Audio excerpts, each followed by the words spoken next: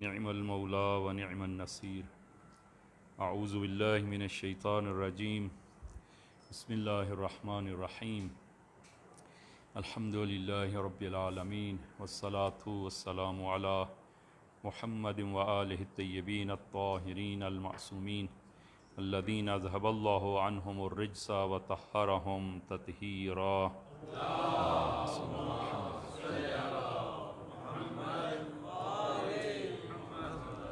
اللهم صل على محمد وآل محمد.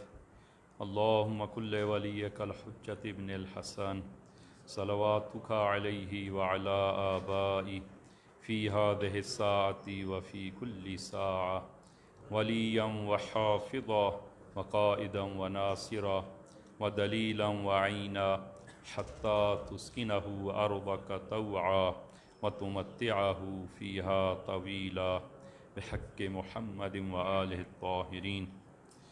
اما بعد، قال ابو عبد الله الحسین علیہ الصلاۃ والسلام: انما خرجت لطلب الاصلاح فی امت جدی اريد ان آمر بالمعروف وانہى عن المنکر واسیر بسیرت جدی وابی علی ابن ابی طالب. اوصیکم ونفسی بتقوی اللہ. عزیزان، خطبہ اول میں اپنے آپ کو اور آپ عزیزان کو تقوی الہی کی وصیت کرتا ہوں کہ انشاءاللہ خداوند عالم یہ تقوی ہم سب کو عنایت فرمائے. عزیزان، ماہ محرم الحرام کہ یہ خداوند عالم کی طرف سے ایک ایسا مہینہ کہ جس میں خدا نے اپنی رحمت، اپنی برکت اور شفاعت اور نجات و توبہ کا دروازہ کھولا ہے، اور اس کو ہمارے لیے وہ باعث نجات و شفاعت قرار دیا ہے. اور یہ ایسا خداوند عالم کا یہ دسترخوان الہی ہے کہ جس میں ہر سن و سال کا شخص جو ہے وہ اس میں بیٹھ سکتا ہے اور آ سکتا ہے. حتیٰ حور جیسے افراد بھی اسی دسترخوان سے انہوں نے وہ نجات پائی، اور وہ 13 سالہ جوان بھی اسی دسترخوان الہی پر ہے، اور 10 سالہ جوان بھی، اور 6 ماہ شیرخوار بھی اسی دسترخوان الہی پر. لہذا عزیزاً، جو گناہ گار ہیں تو انہیں یہاں پر توبہ حاصل ہوتی ہے، اور جو عبادت گزار ہیں ان کے لیے ایک روحانی ترقی اور رشد حاصل ہوتی ہے. اور جو شخص سکون و اطمینان کا طلبگار ہے وہ حضرت ابا عبداللہ کی ان مجالس میں وہ اس اطمینان اور سکون کو پا سکتا ہے. اور دنیا میں کسی مکتب فکر کے پاس وہ ایسا اجتماع نہیں ہے کہ جس میں 1 ماہ 2 ماہ یا اس سے کم و بیش کہ ہر طبقے اور ہر گروہ کے افراد اس میں شریک ہو سکیں. یہ ایک بہت بڑا لطف الہی ہے. اور عزیزان کے اختصار کے ساتھ کہ حضرت ابا عبداللہ علیہ الصلاۃ والسلام نے اتنی بڑی قربانی دی، تو آپ نے اپنے اہداف کو کیا معین فرمایا کہ میں نے یہ قربانی کیوں دی. تو پہلا وہ خط اور نامہ جو آپ نے اپنے بھائی محمد حنفیہ کو آپ نے مدینہ سے نکلتے ہوئے لکھا، اور اس میں اپنے اہداف کو معین فرمایا، اور اس میں آپ نے فرمایا کہ میرا یہ قیام نہ تو وہ کسی فساد پھیلانے کے لیے ہے، نہ ہی ظلم کرنے کے لیے ہے، نہ ہی میں وہ اپنی خواہش اور عیش پرستی کے لیے میں نے یہ قیام کیا ہے، بلکہ انما خرجت لطلب الاصلاح فی امت جدی. میں تو اپنے جد کی امت کی اصلاح کے لیے نکلا ہوں، اور میں امر بالمعروف اور نہی عن المنکر چاہتا ہوں، اور اپنے جد کی سیرت اور اپنے بابا امیر المومنین کی سیرت کو جاری کرنے کے لیے. اور پھر آخر میں فرمایا کہ فمن قبلنی بقبول الحق فاللہ اولی بالحق. تو فرمایا کہ جو حق کی بنا پر میری بات کو قبول کرے تو خداوند عالم حق کا زیادہ سزاوار ہے. ومن رد علی ھذا اصبر حتی یقضی اللہ بینی و بین القوم. اور جو میری اس دعوت کو رد کر دے اور ٹھکرا دے تو میں صبر کروں گا یہاں تک کہ میرے اور اس قوم کے درمیان خداوند عالم حکم کرے اور فیصلہ کرے. وہو خیر الحاکمین. وہذا وصیتی الیک یا اخی وما توفیقی الا باللہ علیہ توکلت و الیہ انیب۔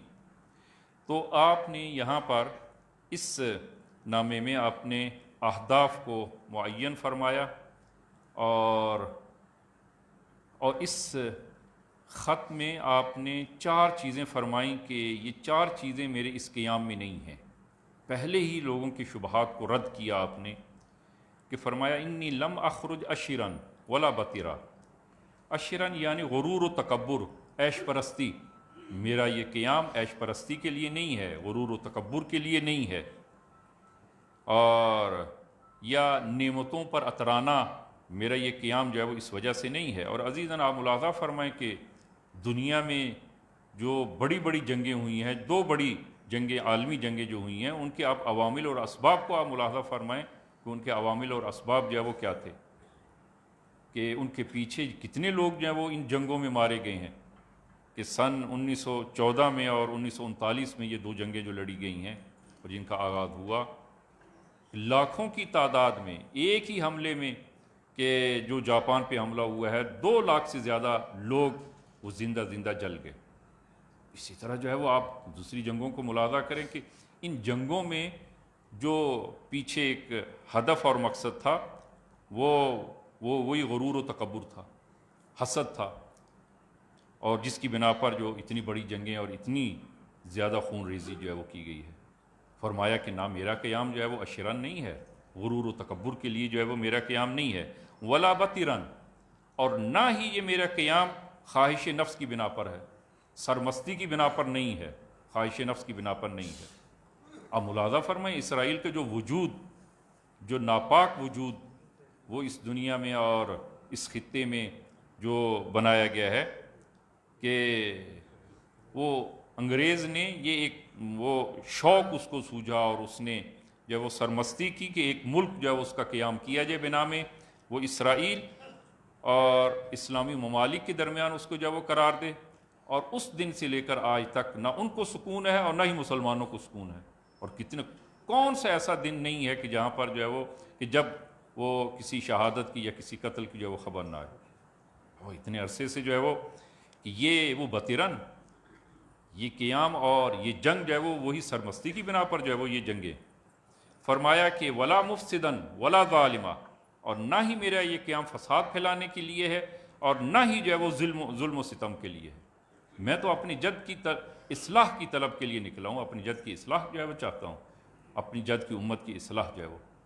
اور عزیزاً ہم نے گزشتہ بھی یہی آپ کا یہ وہ خطبہ جو آپ نے فرمایا کہ میں اصلاح کے لیے نکلا ہوں، تو عزیزاً یہ اصلاح بہت ضروری ہے، اور آج ہم انشاءاللہ وہ عرض کریں گے کہ قرآن کریم میں چندین مقامات پر یہ لفظ اصلاح جو اس کے مقابل میں فساد آیا ہے، وہ خداوند عالم نے ان کو ذکر کیا ہے، کہ من جملہ سورہ شعراء آیہ نمبر 152 کہ جناب حضرت صالح علی نبینا علیہ الصلوۃ والسلام جو قوم سمود کی جانب جن کو مبعوث کیا گیا، قوم سمود البتہ اسلام سے بہت پہلے جو ہے یہ قوم وہ گزری ہے، اور یہ مدینہ اور شام کے درمیان جو علاقہ ہے جو موجودہ سعودی عرب ہے، یہ وہی علاقہ ہے کہ یہاں پر یہ قوم سمود جو ہے وہ آباد تھی، اور جن کی اصلاح کے لیے جناب حضرت صالح علی نبینا علیہ الصلوۃ والسلام نے خداوند عالم نے مبعوث فرمایا۔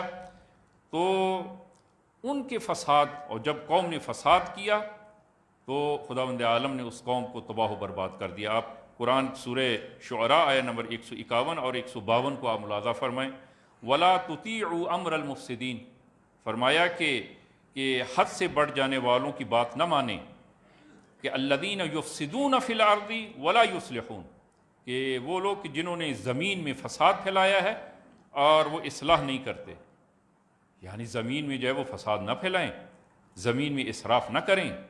زمین کو خداوند عالم نے انبیاء کے ذریعے اس کی اصلاح کی ہے، اور اس اصلاح کے بعد جو ہے وہ پھر زمین میں فساد جو ہے وہ نہ پھیلائیں۔ تمام انبیاء اسی کام کے لیے آئے ہیں، اصلاح کے لیے آئے ہیں، جنہوں نے معاشرے کی جو ہے وہ اصلاح کی ہے۔ آپ ملاحظہ فرمائیں کہ یہ دہ اول ذی الحجہ کہ جو آپ نماز وہ اول ذی الحجہ جو آپ بجا لاتے ہیں، 2 رکعت نماز بجا لاتے ہیں، تو اس میں آپ جو ہے وہ ملاحظہ فرمائیں کہ اس نماز میں الحمد کے بعد جو آپ آیہ مبارکہ جو آپ پڑھتے ہیں کہ وَوَاعَدْنَا مُوسَىٰ 30 لَيْلَةً وَأَتْمَمْنَاهَا بِعَشْرٍ فَتَمَّ مِيقَاتُ رَبِّهِ 40 لَيْلَةً کہ 30 دنوں کا وعدہ کیا خداوند عالم نے، اور پھر 10 دن اضافہ کیا کہ وقت کے لیے تشریف لے جا رہے تھے تو اپنے بھائی ہارون کو اپنا خلیفہ قرار دیا اور پھر نصیحت کی۔ وقال علیہ الصلوۃ والسلام نے بھی، اللہم صلی علی محمد،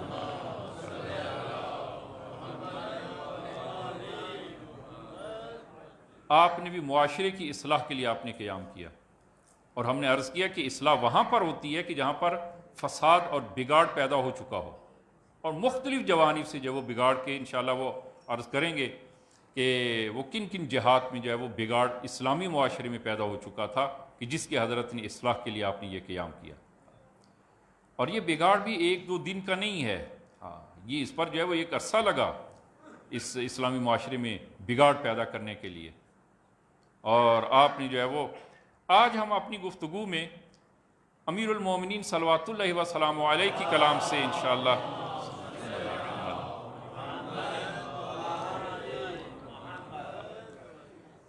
کہ آپ کی کلام سے وہ اصلاح، وہ کن کن پہلوؤں میں اور کن مقامات پر جو ہے اصلاح کی ضرورت ہے، وہ آپ کی کلام سے جو ہے وہ انشاءاللہ ہم بیان کریں گے۔ اور یہ نہج البلاغہ سے آپ کی 2 کلام کو ہم ایک ساتھ جو ہے وہ بیان کریں گے کہ بعض شارحین نہج البلاغہ اس مطلب کو جو وہ لکھتے ہیں کہ بزرگان اسی مطلب کی جو امیر المومنین نے بیان فرمایا ایک دوسرے کو وہ وصیت فرماتے تھے کہ، اور یہ بنیادی اور ایک اصولی اصلاح ہے جو آپ نے نہج البلاغہ میں بیان فرمائی ہے۔ کیوں؟ اس لیے کہ یہ ایک اصلاح ایک ایسا لفظ ہے کہ جس کے ساتھ طول تاریخ میں کھیلا گیا ہے۔ طول تاریخ میں جس طرح کہ لفظ آزادی جو ہے وہ آزادی کے ساتھ جو ہے وہ اس لفظ کے ساتھ لفظ جو ہے وہ اچھا لفظ ہے، لیکن اس کے ساتھ جو ہے وہ کھیلا گیا ہے، اور مختلف قسم کی اسارت کو آزادی کا نام جو ہے وہ دیا گیا ہے۔ اصلاح بھی جو ہے وہ عیناً اسی طرح ہے کہ قرآن میں کہ خداوند عالم جو ہے وہ فرماتا ہے کہ جب ان منافقین سے جب کہتے ہیں کہ تم زمین میں فساد نہ پھیلاؤ، تو وہ کہتے ہیں کہ نا، ہم تو فساد نہیں پھیلا رہے، ہم تو اصلاح کر رہے ہیں۔ کہ سورہ بقرہ آیت نمبر 11 میں وَإِذَا قِيلَ لَهُمْ لَا تُفْسِدُوا فِي الْأَرْضِ، کہ جب ان سے یہ کہا جاتا ہے کہ زمین میں فساد نہ پھیلاؤ، قَالُوا إِنَّمَا نَحْنُ مُصْلِحُونَ، کہتے ہیں ہم تو مصلح ہیں، ہم تو جو ہے وہ اصلاح چاہتے ہیں اور ہم تو اصلاح کر رہے ہیں۔ یعنی اپنے اس عمل کو وہ فساد کا نام نہیں دیتے بلکہ اصلاح کا نام جو ہے وہ دیتے ہیں، اس لیے کہ فساد وہ کوئی بھی اس کو قبول نہیں کرتا، لہذا اس فساد کو ایک اچھا لبادہ اوڑھ کر جو ہے وہ معاشرے میں پیش کیا جاتا ہے، اصلاح کے نام پر جو ہے وہ فساد جو ہے وہ پھیلایا جاتا ہے۔ وَإِذَا قِيلَ لَهُمْ لَا تُفْسِدُوا فِي الْأَرْضِ قَالُوا إِنَّمَا نَحْنُ مُصْلِحُونَ، وہ کہتے ہیں ہم تو مصلح ہیں، ہم تو اصلاح جو ہے وہ کر رہے ہیں۔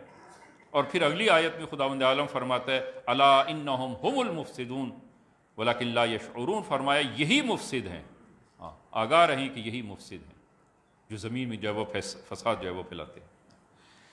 لہذا عزیزاً یہ لفظ اصلاح جو ہے وہ نہایت اہم اور ضروری، اور یہ اصلاح جو ہے وہ کہاں پر جو ہے وہ اصلاح جو ہے وہ لازم اور ضروری ہے، کہ جہاں پر اصلاح ہے حتماً وہاں پر جو ہے وہ بگاڑ ہے، تبھی تو وہاں پر جو ہے وہ اصلاح کی جاتی ہے۔ امیر المومنین کی کلام سے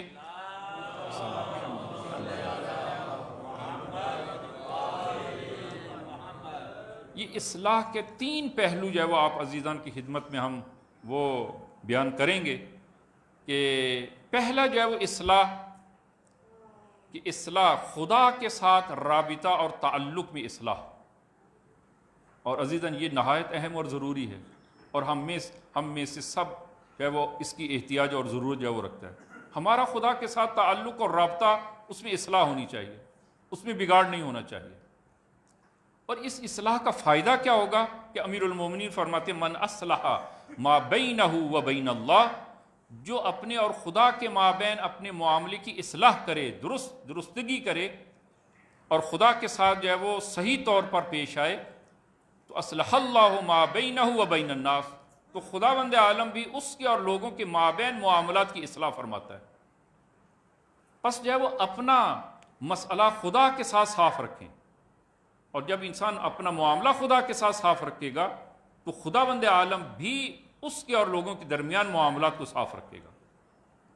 من اصلح ما بینہ و بین اللہ اصلح اللہ ما بینہ و بین الناس.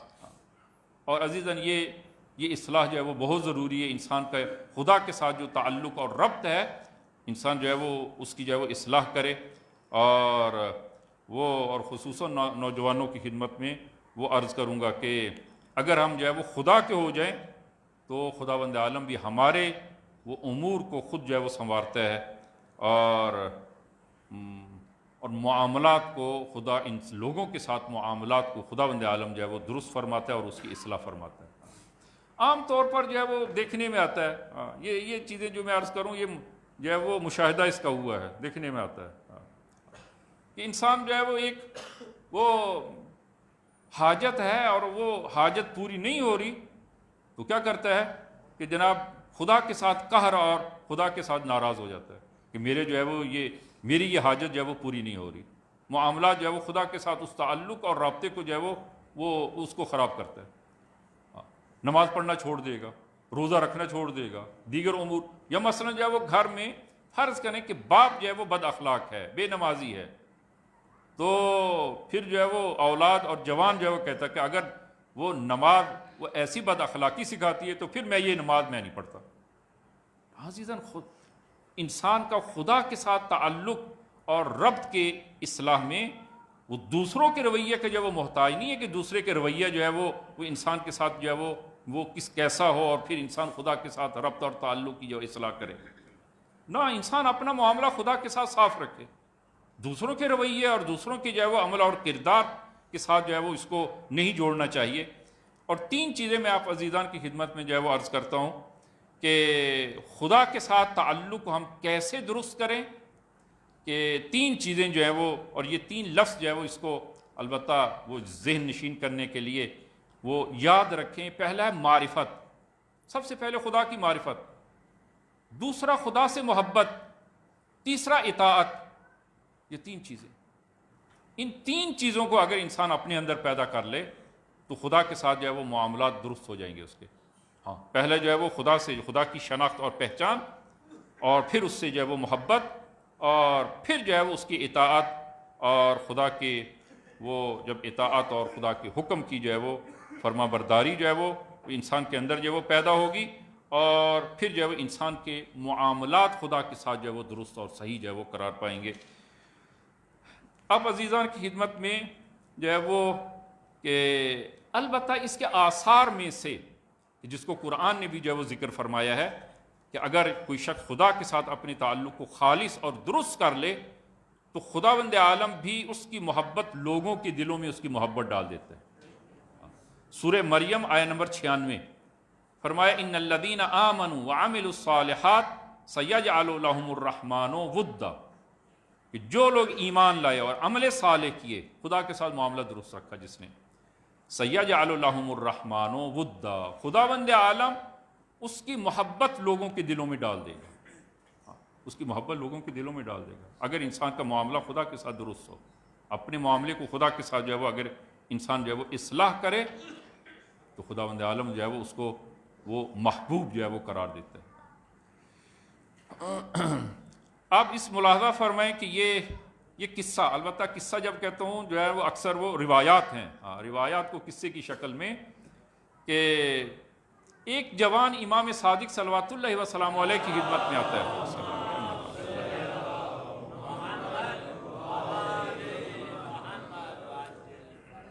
اور یہ قصہ جو ہے وہ عزیزاً آج کے معاشرے میں بھی اکثر یہ پیش آتا ہے، اکثر پیش آتا ہے کہ عرض کرتے ہیں ابن رسول اللہ، ایک خاتون سے جو ہے مجھے محبت ہے، میں اسے شادی کرنا چاہتا ہوں، لیکن وہ کسی کی کنیز ہے، کسی کی کنیز. پہلے زمانوں میں کنیز اور غلاموں کا جب وہ دور تھا تو کسی کی کنیز اس کو پسند تھی، اس سے شادی کرنا چاہتا تھا.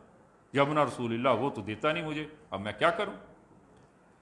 امام نے فرمایا کہ کثرت سے، دیکھیں معاملہ خدا کے ساتھ معاملہ درست رکھیں، فرمایا کثرت سے یہ دعا کرو، جاؤ کثرت سے دعا کرو، اللہم ارزقنی من فضلک، اللہم ارزقنی من فضلک، خدایا اپنی فضل سے یہ مجھے رزق عنایت فرما.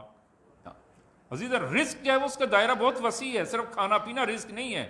یہ پہلے چندین مرتبہ میں نے عرض کیا ہے.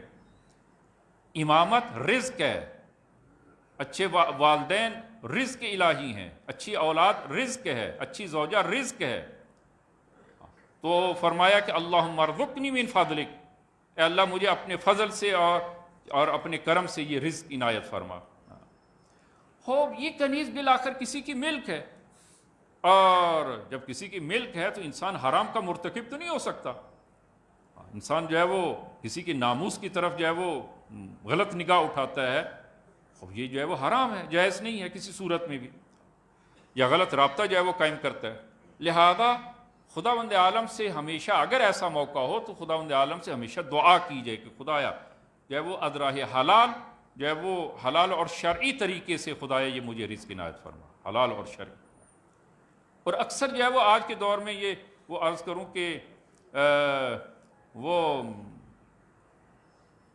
آج کے اس وہ جدید دور میں وہ نیٹ پہ اور اس قسم کی جو ہے وہ دوستیاں ہوتی ہیں، اور وہاں پر جو ہے وہاں سے اس سے آگے جو ہے وہ ازدواج اور شادی کے تعلقات جو ہے وہ قائم ہو جاتے ہیں. اکثر جو ہے وہ ناکام ہوتے ہیں، اکثر ناکام ہوتے ہیں.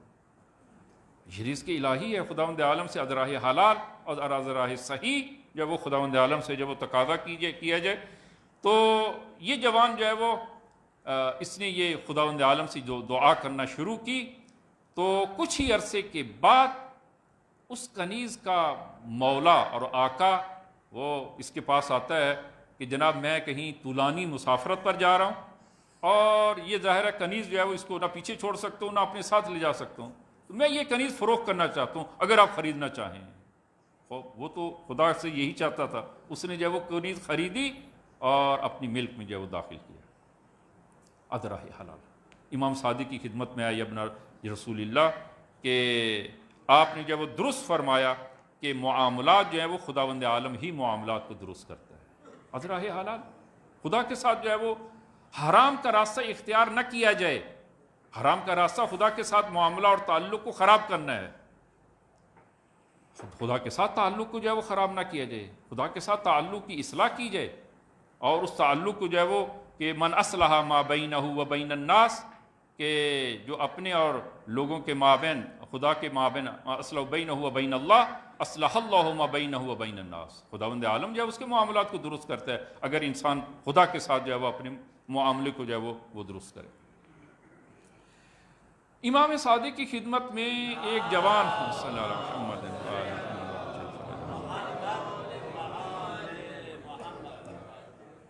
جوان بلکہ خود آپ کا بیٹا محمد وہ امام کی خدمت میں آتا ہے اور اپنی مشکل جو ہے وہ بیان کرتا ہے کہ بابا میں مالی مشکلات کا شکار ہو گیا ہوں، کیا کروں. عزیزاً ہر چیز کی ایک چابی ہے، ایک مفتاح ہے. اگر آپ جو ہے وہ اس تالے کو اسی چابی سے کھولیں گے تو کھلے گا، اگر آپ غلط چابی ڈالیں گے تو تالا نہیں کھلے گا. اگر آپ جو ہے وہ زبردستی کرتے ہیں تو ممکن ہے چابی بیچ میں ٹوٹ جائے. اگر چابی ٹوٹ جاتی ہے تو انسان کی مشکل جو ہے وہ اور بڑھ جاتی ہے، اور پھر جو ہے وہ چابی ٹوٹنے کی وجہ سے اصل چابی سے بھی جو ہے وہ تالا نہیں کھلے گا. ہر چیز کی ایک چابی ایک مفتاح ہے. ہم صحیح مفتاح کو اور صحیح چابی کو ڈھونڈیں. امام نے فرمایا کہ تمہارے پاس کتنا مال ہے، کتنی پونجی ہے. عرض کرتا ہے کہ بابا میرے پاس جو ہے وہ 40 درہم ہے. فرمایا جاؤ وہ صدقہ دے دو. بابا صدقہ دے دو، میرے پاس کچھ نہیں ہے. اور آپ کہتے ہیں وہ 40 وقت میری جم پونجی وہ سرمایہ میرے پاس 40 درہم ہے، آپ وہ بھی کہتے ہیں وہ بھی صدقہ دے دیں. فرمایا جاؤ بیٹا صدقہ دے دو. اور پھر آپ نے جو ہے وہ وہاں پر فرمایا کہ اصل حدیث کو آپ ملاحظہ فرمائیں کہ قال ابو عبداللہ لمحمد ابن ہی یا بنیا کم فضل معک من تلک النفقہ، اس نفقے سے کتنا باقی بچا ہے. قال 40 دینار، 40 دینار ہیں. قال اخرج فتصدق بها، جاؤ اس کو صدقہ دو. قال انه لم يبق معي غیرها، بابا اگر میں یہ بھی صدقہ دے دوں 40 دینار تو میرے پاس تو کچھ نہیں بچے گا.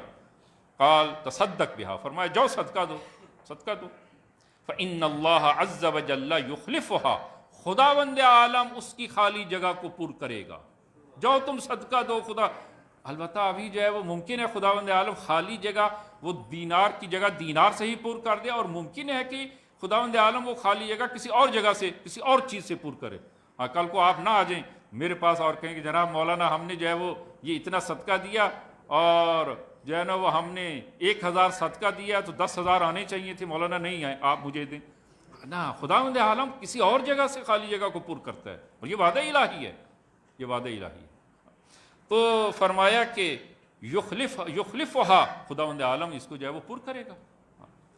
اما علمت ان لکل شیء مفتاحا، فرمایا کیا تم نہیں جانتے کہ ہر چیز کی ایک چابی ہے، وہ مفتاح الرزق الصدقہ، اور رزق کی چابی صدقہ ہے. رزق کی چابی صدقہ. اور خصوصاً میں عرض کروں گا کہ بعض کا جو ہے وہ عزیزان آتے ہیں کہ جو ہے وہ تنگی ہے اور اس کے لیے کوئی وظیفہ بیان کریں. جناب یہ عملی وظیفہ ہے، عملی وظیفہ، پڑھنے والا وظیفہ نہیں، عملی وظیفہ ہے. جائیں جب تنگی زیادہ ہوتی ہے تو کچھ قرض کر لیں، بے شک تھوڑا سا قرض کریں، صدقہ دیں خدا کی راہ میں، خالصاً خدا کی راہ میں صدقہ دیں، اور پھر جو ہے وہ وعدہ الہی کو دیکھیں کہ وعدہ الہی جو ہے وہ کیسے وہ پورا ہوتا ہے. ففعل، تو وہ امام کے فرزند نے یہ انجام دیا، نہ چاہتے ہوئے اس نے انجام دیا. فما لبث ابو عبداللہ عشرۃ ایام حتی جاءہ، 10 دن ابھی نہیں گزرے کہ وہ بیٹا امام کی خدمت میں آتا ہے اور کہتا ہے کہ بابا کہ کہیں سے مجھے 40,000 دینار وہ مجھے حاصل ہوئے ہیں، 40,000 دینار. فرمایا میں نے نہیں کہا تھا ہر چیز کے لیے ایک مفتاح ہے، ایک چابی ہے، اور رزق کی چابی جو ہے وہ صدقہ ہے، تو صدقہ دو.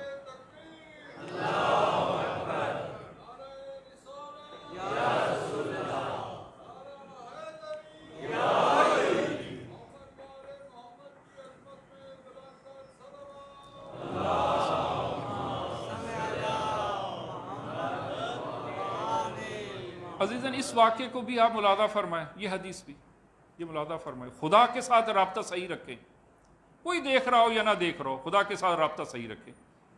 جوان امام کی خدمت میں، امام صادق کی حدیث، امام صادق کی خدمت میں حاضر ہوا، یبنا رسول اللہ، حالات جو ہے وہ خراب ہیں. امام نے فرمایا کہ جاؤ جو ہے وہ دعا بھی کرو اور تلاش بھی کرو، جاؤ تلاش کرو اور دعا بھی کرو. خب یہ امام البتہ کچھ جو ہے وہ قرآن کریم میں آیات، اور یہ آیہ مبارکہ سورہ طلاق کی یہ آیہ جو ہے وہ وَمَن يَتَّقِ اللَّهَ يَجْعَل لَّهُ مَخْرَجًا وَيَرْزُقْهُ مِنْ حَيْثُ لَا يَحْتَسِبُ، جو بھی تقوی اختیار کرے، یعنی خدا کے ساتھ معاملہ صحیح رکھے، خدا کے ساتھ جو معاملہ صحیح رکھے، وَمَن يَتَّقِ اللَّهَ يَجْعَل لَّهُ مَخْرَجًا، خداوند عالم اس کے لیے ایک مخرج، ایک گشائش پیدا کرتا ہے، اس کو بند گلی میں قرار نہیں دیتا. جو خدا کے ساتھ معاملہ صحیح رکھے خداوند عالم اس کو بند گلی میں قرار نہیں دیتا. وَيَرْزُقْهُ مِنْ حَيْثُ لَا يَحْتَسِبُ، اور اس کو ایسی جگہ سے رزق ملتا ہے جہاں سے اس کو گمان نہ ہو، جہاں سے گمان بھی نہیں ہے وہاں سے خداوند عالم اس کو رزق دیکھتا ہے. وَمَن يَتَوَكَّلْ عَلَى اللَّهِ فَهُوَ حَسْبُهُ، اور جو خدا پر توکل کرے خدا اس کے لیے کافی ہے. إِنَّ اللَّهَ بَالِغُ أَمْرِهِ قَدْ جَعَلَ لِكُلِّ شَيْءٍ قَدْرًا. خب امام کی خدمت سے یہ شخص جو ہے یہ جوان نکلتا ہے کہ امام نے فرمایا کہ جاؤ تلاش کرو اور جو ہے وہ خدا سے دعا بھی کرو اور تلاش بھی کرو. خب امام کی خدمت سے نکلتا ہے، مدینے کی گلی کوچوں میں جو ہے وہ ایک تھیلی اس کو جو ہے وہ درہم و دینار کی ایک تھیلی اس کو ملتی ہے. کہا کہ عجب، خداوند عالم نے جو ہے وہ امام نے فرمایا اور خداوند عالم نے کس قدر جلدی جو ہے وہ میری دعا کو قبول کی ہے، اور اتنا بڑا رزق جو ہے وہ مجھے خداوند عالم نے دے دیا. تھیلی اٹھائی، کھولی، اس میں 700 دینار، 700 مسقال سونا، 700 دن، بہت بڑی رقم ہے. اس سے جو ہے وہ اپنی 1-2 مکان بھی خرید سکتا ہے، شادی بھی کر سکتا ہے، سواری اور مرکب چاہیے خرید سکتا ہے، بہت بڑی رقم. خوشحال ہوا.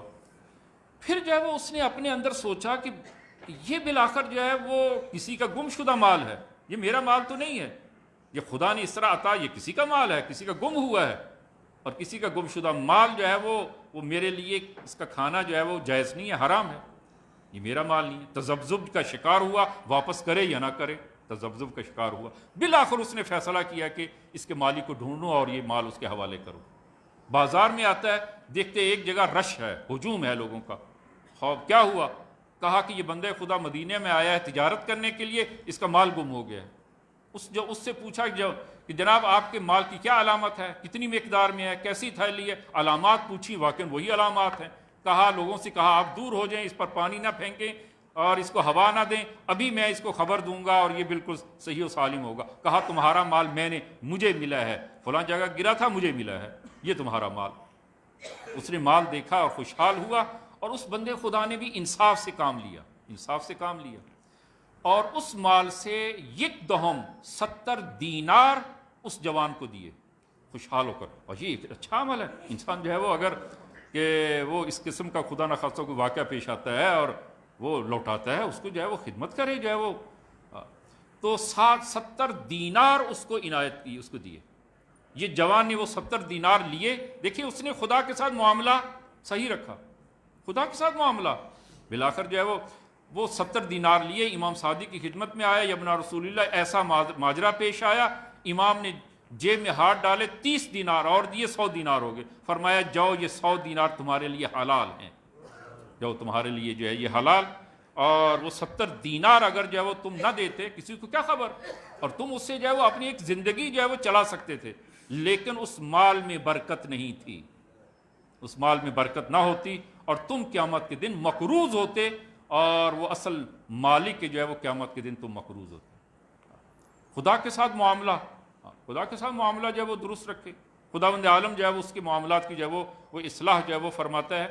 اور اس ضمن میں جو ہے وہ آخری نقطہ جو ہے وہ عرض کریں کہ اور خصوصاً ماہ مبارک رمضان میں اور اسی حوالے سے حضرت ابا عبداللہ الحسین علیہ السلام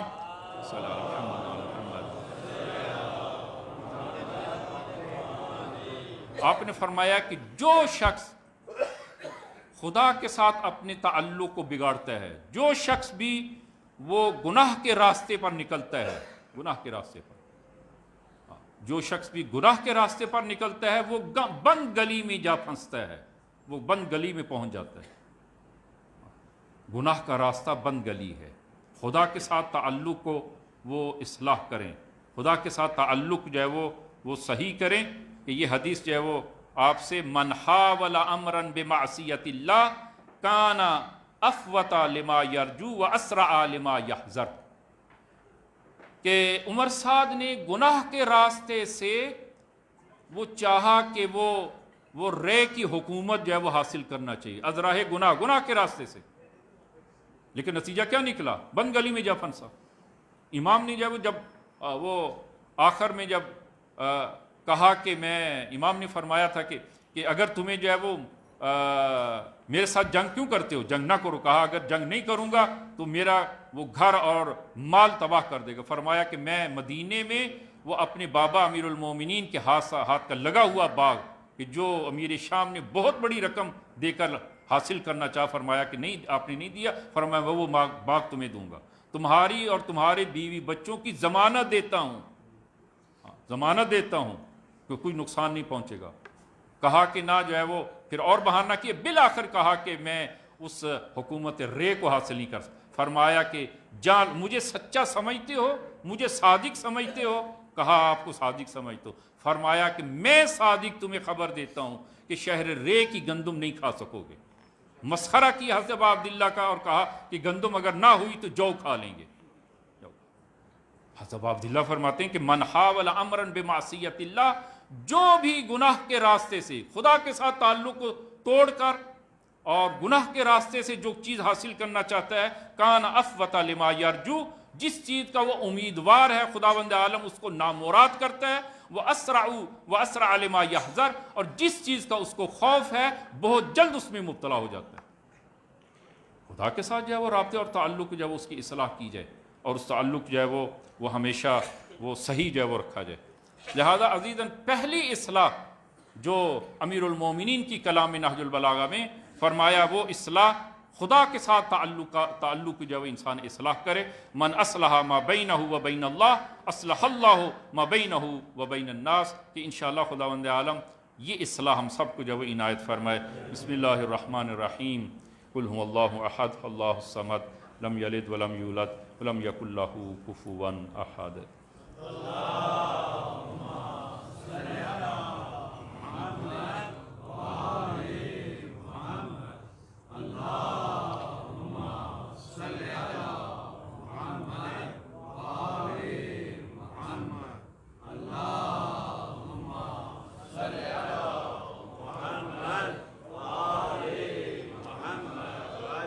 بسم اللہ الرحمن الرحیم الحمد للہ رب العالمین والصلاة والسلام علی محمد وآلہ الطیبین الطاہرین المعصومین اللہم صلی علی محمد المصطفیٰ اللہم صلی علی علی المرتضیٰ اللہم صلی علی فاطمۃ الزہراء اللہم صلی علی الحسن المجتبیٰ اللہم صلی علی الحسین شہید بکربلا اللہم صلی علی علی بن الحسین اللہم صلی علی محمد بن علی اللہم صلی علی جعفر بن محمد اللہم صلی علی موسیٰ بن جعفر اللہم صلی علی علی بن موسیٰ الرضا اللہم صلی علی محمد بن علی اللہم صلی علی علی بن محمد اللہم صلی علی الحسن بن علی اللہم صلی علی القائم المہدی اللہم صلی علی محمد وآل محمد وعجل فرجہم وسہل مخرجہم اوصیکم نفسی بتقوی اللہ۔ عزیزان، خطبہ دوم میں بھی اپنے آپ کو اور آپ عزیزان کو تقوی الہی کی وصیت کرتا ہوں کہ انشاءاللہ خداوند عالم یہ تقوی ہم سب کو عنایت فرمائے۔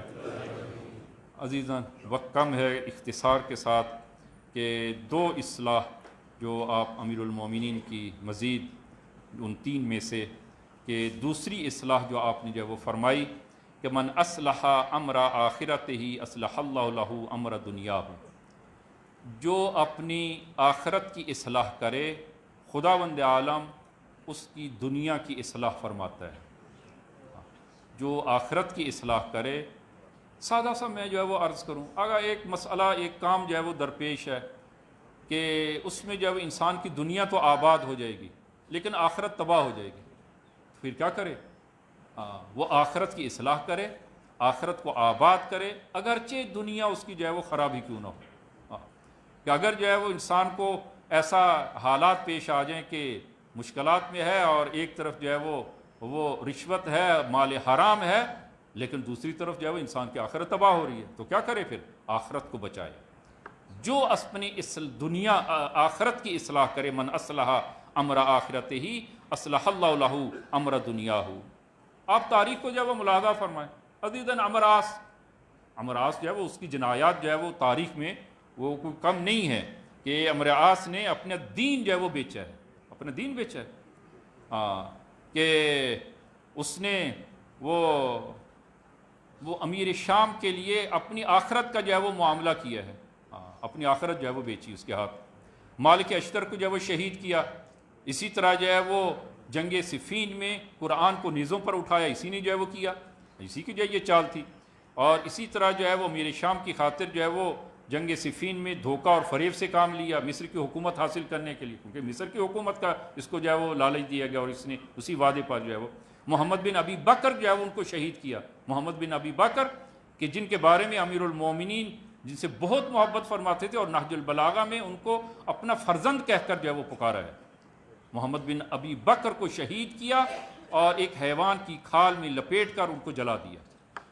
جی جنایت جو ہے وہ کم جنایت اس نے نہیں کی۔